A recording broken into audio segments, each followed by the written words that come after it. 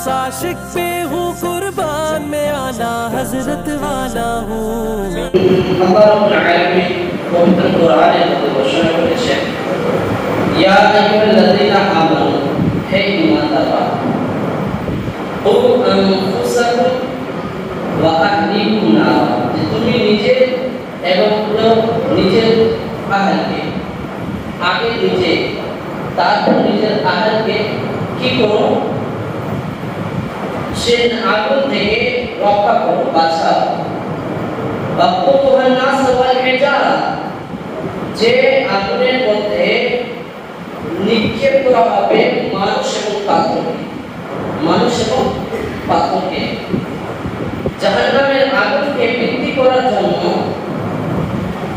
দুনিয়ার আগুন তো বৃদ্ধি করার জন্য মানুষ কি করছে করে দিচ্ছে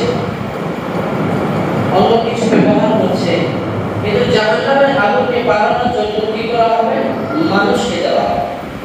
কি করা হবে পাথরকে দেওয়া হবে আসলে জাহান্নামে যাওয়া যে হয়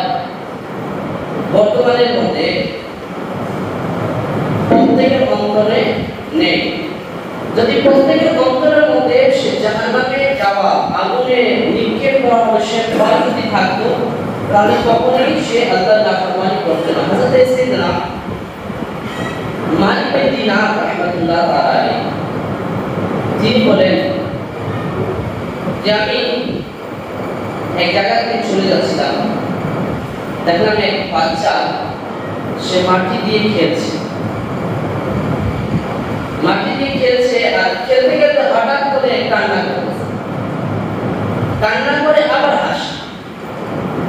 করে আবার হাসে তো মালিক বিন দিনার রাহমাতুল্লাহ তাআলা সে বাচ্চার দিকে সামনের দিকে যখন বাড়লেন চিন্তা করলেন যে একে সালাম দেয় তখন নাফস বলছে যে না সালাম দিও তখন তিনি নিজের নাফসকে বললেন হে নাফস আল্লাহ তাআলা সাল্লাল্লাহু আলাইহি ওয়াসাল্লাম শিশুদেরকেও সালাম করেছেন আমি কেন বলবো তখন তিনি সামনে এগিয়ে সে বাচ্চাকে সালাম করলেন বাচ্চাটি সালামের জবাব দিয়ে বলল ওয়া আলাইকুম সালাম হে মালিক বিন দিনার তিনি বললেন যে আপনি আমার নাম কিভাবে চেনেন তো সে বাচ্চা বলতে লাগলো যে আলামী মালাকুতের মধ্যে আপনার সাথে সাক্ষাৎ হয়েছিল আর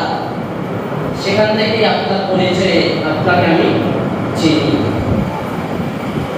তখন মালিক বিন দিনার রাহমাতুল্লাহ তাআলা জিজ্ঞেস করলেন আচ্ছা আমি আপনাকে একটি কাজ করতে দেখে আশ্চর্য হয়েছে সে জিনিসটি কি যে আপনি মাটি দিয়ে খেলছেন কখনো কান্না করে কখনো হাসেন কারণটা কি কখনো কান্না করে কখনো হাসেন কারণটা কি সে বাচ্চা বলতে লাগলো যে আমি মাটি দিয়ে খেলছি আমি এই জন্য খেলছি যে এই মাটি দিয়ে সৃষ্টি করা হয়েছে আর এই মাটি দিয়ে আমাকে যেতে হবে মাটি দিয়ে সৃষ্টি মাটিতে যেতে হবে আর কান্না করেন কেন কান্না করি এই জন্য যে আযাব আল্লাহর পক্ষ থেকে যে আযাব দেওয়া হবে সে আযাবের ভয়ে কান্না বের হয়ে যায় তাহলে হাসেন কেন বলে যখন আল্লাহর রহমতের স্মরণ চলে আসে না তখন আমার চেহারা থেকে মুছি হাসি বের হয় লা তাকনাতু মির রাহমাতিল্লাহ আল্লাহর রহমত এত বড় রয়েছে যে আল্লাহর রহমতকে যখন স্মরণ করি তখন আমার চেহারার মধ্যে মুচকি হাসি চলে আসে তখন মালিক বিন দিনার রাহমাতুল্লাহ বলেন যে আপনাকে তো চিন্তা করার দরকার নেই আপনার তো সে বয়স হয়নি আপনার নামে আমারের মধ্যে গুনাহ কোথায় আপনি যদি শরীয়তে ছেড়ে দেন আপনাকে তো ধরা হবে না আপনি তো বাচ্চা আছেন সে বাচ্চার জবাবটা শুনে নেন কত সুন্দরভাবে মালিক বিন দিনার রাহমাতুল্লাহকে জবাব দিয়েছে সে বাচ্চা বলছে যে আমি আমার আম্মি জানকে দেখেছি যখন রান্না করার জন্য তিনি যখন চুলাকে জ্বালিয়েছেন তখন ওই চুলার আগুনকে জ্বালানোর জন্য তিনি বড় বড় কড়িকে দেননি আগে ছোট ছোট যে কড়ি ছিল সে ছোট কড়িকে দিয়েছে চুলাকে জ্বালানোর জন্য আর যখন চুলা জ্বলে গেছে তখন বড় কড়ি বাচ্চা শিক্ষা দিচ্ছে যে আপনি বলছেন আযাব, আমার তো ভয় লাগে যদি আল্লাহ রাব্বুল আলামিন জাহান্নামের আগুনের মধ্যে যদি আমাকে ছোটই যদি আগে দিয়ে দেয়, ভয় আখিরাতের চিন্তা, এরকম তো হবে না। বাচ্চাদেরকে তো আল্লাহ রাব্বুল আলামিন জাহান্নামের মধ্যে নিক্ষেপ করবে না, তাদের উপর শরীয়তে যে সময় নির্ধারণ করেছে সে সময় শরীয়ত তার উপর শুরু হয়, এর আগে তো হয় না। কিন্তু তারপরে সে বাচ্চার চিন্তাধারাটা কেমন ছিল? বর্তমান মধ্যে দাড়ি সাদা হয়ে গেলেও বৃদ্ধ বয়সের মানুষের মধ্যে এই চিন্তাধারা আসে না, যে চিন্তাধারা ওই সময় মাসুম বাচ্চার ব্রেনের মধ্যে ছিল। বর্তমান সময়ের মধ্যে যুবক হোক বৃদ্ধ হোক কারো ব্রেনের মধ্যে এই কথাগুলো আসে না। কিন্তু সেই বাচ্চার চিন্তাধারা কেমন ছিল? যে সে আখিরাত নিয়ে চিন্তা করছে, সে আখিরাত নিয়ে ভেবেছে। না আমরা কতবার চিন্তা করেছি, আমরা কতবার ভেবেছি। কারণ কি ছিল? ওই বাচ্চা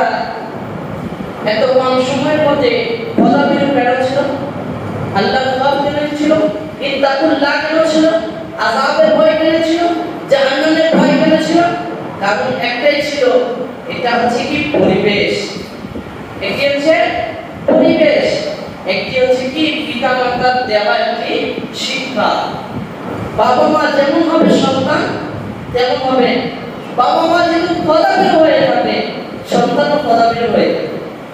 বাবা মা যদি নাফরমান হয় সন্তানও নাফরমান হবে। বাবা মা যদি জাহান্নামের মধ্যে যাওয়ার মতো কাজ করে সন্তানও সেই কাজটি করবে। সেজন্য আল্লাহ রাব্বুল আলামিন পবিত্র কোরআনের মধ্যে ঘোষণা করেছেন,